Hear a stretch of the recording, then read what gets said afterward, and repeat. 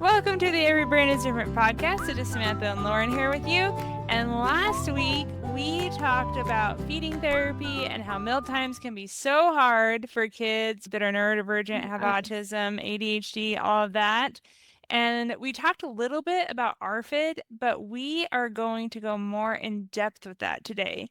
So ARFID stands for Avoidant Restrictive Food Intake Disorder. And that's a lot. yeah, it's a lot. It's not about being a picky eater or being stubborn. Like, it's a recognized eating disorder. So when people, they say, well, if your kid wanted to eat, they would. Not true. I have followed, I think it's my ARFID life. She is a girl, like a young girl who she just shows her trying new foods and she really wants to eat foods, but it's the anxiety that she just can't.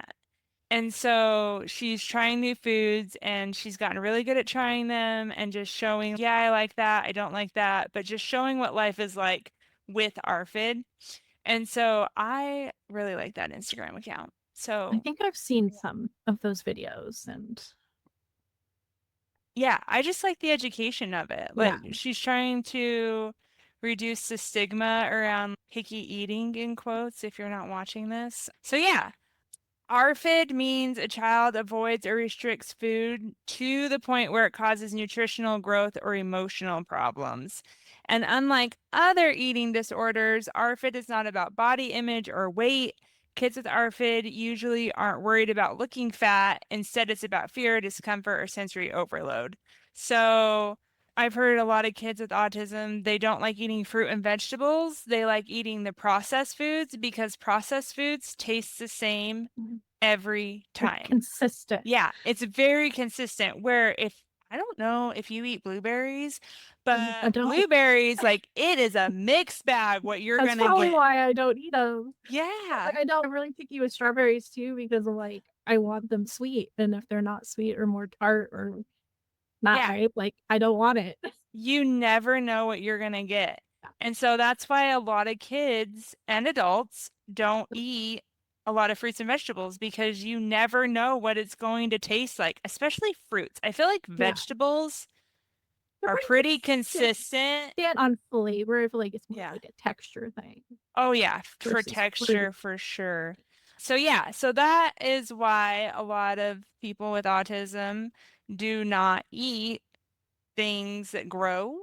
You know, they eat things that are processed because if you eat a potato chip, sour cream and onion, whatever potato chips, it's going to taste the same every single time. It's going to be the same texture. It's going to be the same flavor every single time. But if your kid has ARFID, some signs that you might notice are very limited list of safe foods, refusing entire groups of food, like never eating fruits or vegetables or meat, because meat can be a mixed bag too. Sometimes you get meat that's not the same as other things that you've eaten. It might taste a little different. And then another thing you might notice is anxiety or gagging when they are presented with new foods, and then growth concerns, fatigue, or needing supplements. And I know that needing supplements is super common in a lot of kids with autism because of this. I know my kids have had to take supplements, but then they don't want to eat the supplements because they don't like the flavor of the supplements. And it's just, oh my gosh. They're like, cycle part. Yeah. They're like, your son is malnourished. And I was like, it is not for lack of trying. Okay. They're like, well, you need to hide. They're like, you need to hide these like protein powders or vitamin powders or whatever in smoothies. I'm like, you think he'll drink a smoothie? Yeah. Okay. That's great for you. And so it can be really hard. But like we said last week, if your kid does have very limited food, things that they will eat, then you can do feeding therapy. You can do just work with them, keep going. Here are some common myths about ARFID. They'll grow out of it. Not necessarily. They're just picky. This is beyond picky. It's not just picky eating. And then it's bad parenting. So nope, that's not true either. It's not bad parenting. It has nothing to do with your parenting.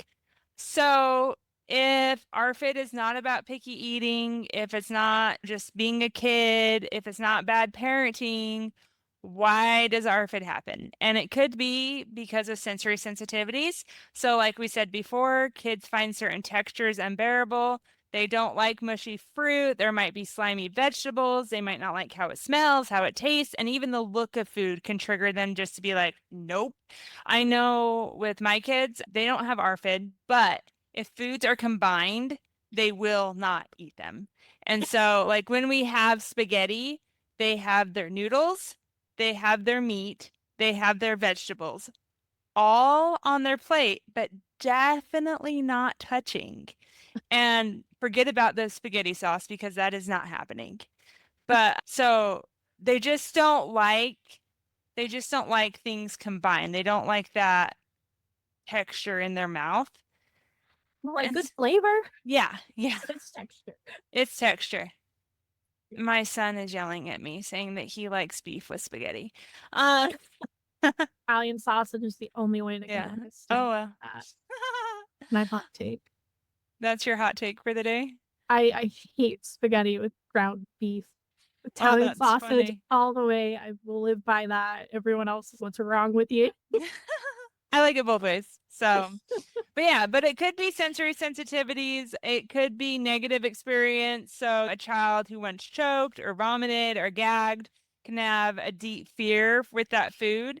If like I choked on a cucumber once because it was in a circular, it was cut. It was just cut, but it wasn't cut in half. And it was just in a circle and it got stuck in my throat. I did not eat cucumbers for a long time because, or every time I eat them now, I have to cut them in smaller chunks so that I don't choke on it. Panic and choke. Yeah, so that's a real thing. I had that with garlic bread. I had the flu once one Thanksgiving when I was little, and the last thing I remember eating was like a whole bunch of garlic bread, and then vomit galore. I didn't eat garlic bread for years. Oh yeah, yeah. And it's like one of my favorite foods, like now, but half my childhood, get it away from me. Yeah. I got sick after I had a Three Musketeers and a Hostess cupcake. That was 30 years ago, and I have never ate them ever again. So yeah, that's a real thing. If you think about yourself, like, why would you expect your kids to eat that food if they've gotten sick off of it? If they got sick after they ate something, like, it's a real thing. Yeah, even if it wasn't correlated, like Yeah, yeah, it's still they experience that negative experience. yeah. And that's what they associate that with. So. Yeah, for sure. Like I ate pizza, like the cowboy pizza from Papa Murphy's, like when I was younger. And I also wore a pair of pants that were getting a little tight on me. I got the flu after that. I did not eat that pizza for 25 years because I blamed it getting me sick. And then I also never wore those pants again because they choked me and made me sick. So we should probably stop talking about food that made us sick, but it's a thing. So if your kid is refusing to eat certain things because of those things that happened, just give them grace because I still have yet to eat a Three Musketeers. I can't even look at Three Musketeers without being like, ugh, because it was so traumatic to me. Yeah. Yeah. Hey everyone, Samantha here, and I'm thrilled to invite you to join me for something special, the Parenting Power Hour. This is your chance, parents of neurodivergent kids, to bring your questions directly to me and fellow parents in the room. We're here to help you develop actionable plans that really work so you can finally stop the meltdowns and find peace in your home. As a mom to 3 kids with ADHD and autism, I've seen and been through the challenges too. So trust me, we'll find solutions together that fit your family. Don't miss out on the Parenting Power Hour. It's a free online monthly gathering every second Thursday of the month from 12:45 to 1:45 Mountain Standard Time. Visit everybrainisdifferent.com to reserve your spot today. And then interoception challenges. So interoception means the process of sensing and perceiving internal bodily signals. So hunger cues, different things like pain, all those different things like your internal body cues. Some kids don't feel hunger cues and don't notice the difference between feeling full or feeling hungry. And so if they're not feeling hungry, they're obviously not going to eat. Or if you give them food and you make them eat it and they're not hungry, then they'll be uncomfortable. And so, yeah, so that's the thing. And then anxiety, worrying about trying something new can become paralyzing, like we've talked about before. So kids with pathological demand avoidance in the fight or flight, when they get too much anxiety, they just shut down or they fight. Same thing with this food. If you're looking at this food and you have so much anxiety about eating it, you're not going to eat it because it's too much. It's overstimulating. But yeah, so those are some things that you can look for or reasons why they happen, like why ARFID happens. It's sensory sensitivities, having negative experiences with that food, interoception challenges, and anxiety. So those are some of the reasons. And just remember that ARFID is a legitimate disorder. It's not something your child is choosing. I'm going to just keep repeating this throughout the episode. If you get nothing else from this episode, just know that ARFID is a legitimate eating disorder. Your kids are not faking it. It is real and needs to be addressed. And it shows up so often in kids with autism or ADHD because their brains process sensory information differently. So it's all about the senses. Like they might perceive things differently. The smell might be enhanced, the taste might be enhanced. You never know what's going on. You can obviously ask them, or you can do a little investigating to see what's going on. But that's why it happens so much in kids with autism and ADHD because of how their brains process information. So some things that ARFID can affect the family with, it might mean that parents are making different meals for different kids because their kid will not eat what they make. In my house, I don't make different dinners, but I do give them the option of getting their own food after they try what we've had. But if your kid has ARFID, it might be too overwhelming to have them try a new food every single day. So think about that, like your situation. I know I don't want you to have to like make a bunch of different meals, but just think about where your child is. Your child the best? Is it too overwhelming for them to even touch the food or try a new food? Or do you need to scale it back a little bit and just make sure that they're eating? So don't be afraid to make them something different. I know the traditional parenting says you get what you get and you don't throw a fit. Well, this is a legitimate eating disorder, so we might want to rethink that a little bit. But just do what you can because I understand that if you have a kid with ARFID, it might be constant negotiations. You might have a lot of stress around dinner tables. You might not be able to go out to eat because the menu doesn't have what your kid needs or wants. And so that can be really stressful. It takes an emotional toll. Parents feel like failures. They feel guilty when their child won't eat healthy foods. They might get judgment from others. And you can just tell other people, just go away and mind your own business. Yeah, just Are you simmer my down. doctor now? Yeah. Yeah. Go away. Just say, I have it handled. We're working on it. I understand, though, that can be very difficult. I've talked about that a lot on here, their opinions on how you should parent. Opinions. Yeah, unwanted opinions. Just remember that you are your child's advocate. You know what's best for your kid, and don't let other people's opinions get in the way of doing what's best for your kid.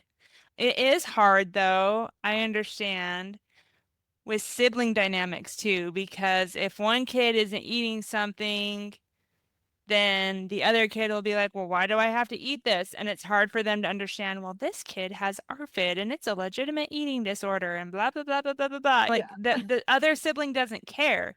They just know that their brother or sister is getting what they want to eat and they have to eat the dinner that you made. So resentment can build up, stress can build up, and you just have to kind of navigate through that. We can have a different episode about that, how to navigate sibling dynamics, because that goes into everything. If you have different expectations for one kid than the other kid, so if one kid has to do more chores than the other kid, or they have to do different chores, or they have to read for 20 minutes while their brother or sister has to read for 30 minutes because that's what they can do.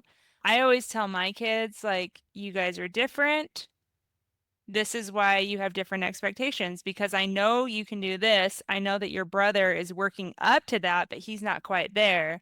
And then these are like how you differ in other ways. But yeah, we should have an episode about how to deal with sibling dynamics.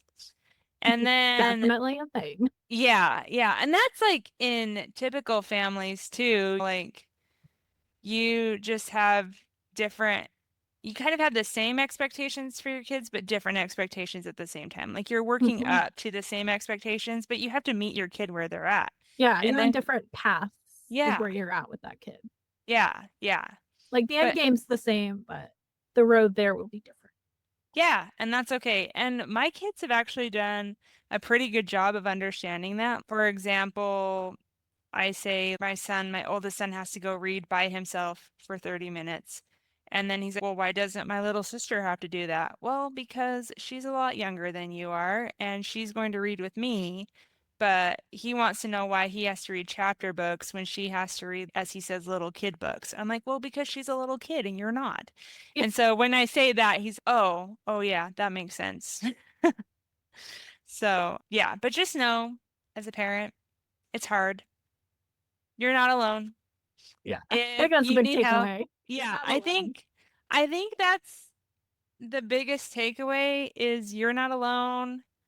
We're here to support you. If you have any questions, let us know. Other professional help that you can get is there's feeding therapists, there's occupational therapists, there's speech therapists trained in swallowing and feeding. There's dietitians who understand ARFID and can ensure that nutrition needs are met.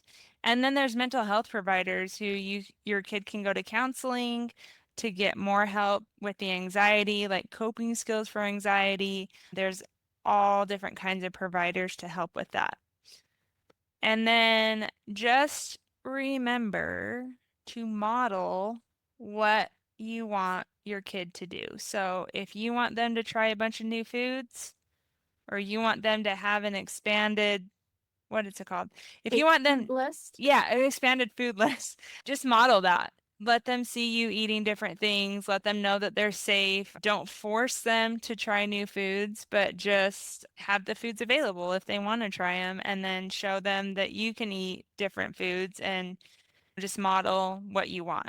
But as a takeaway, just remember you didn't cause this, and you can't, like, quote unquote, fix it overnight. It's not going to happen overnight. You can have small, consistent steps to build trust and progress, but it's not going to happen overnight. You're not going to all of a sudden have a kid that eats everything you give them. And then progress is not linear. Kids may go backwards before moving forwards again, and that's okay. Professional help is valuable, and just remember you don't have to do this alone. Like, we are here to support you. There's all the other professionals to support you. And if you need help locating those professionals, let us know. We can give you resources and just let you know where you can find those professionals. And then if meal times are super stressful and you are stressing about your kid eating new foods, just remove the pressure and just let your kid eat for a while and just see how the pressure can come down, the stress can come down, and then maybe they will try new foods when they're not pressured to do so.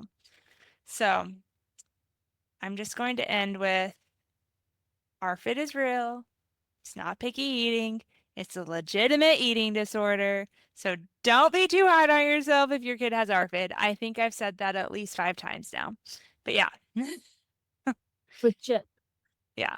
Thank you for listening today. If you have any questions about it, just let us know. We'd love to have feedback from you. If you want to leave us a review, that would be awesome too. And yeah, we will see you next week.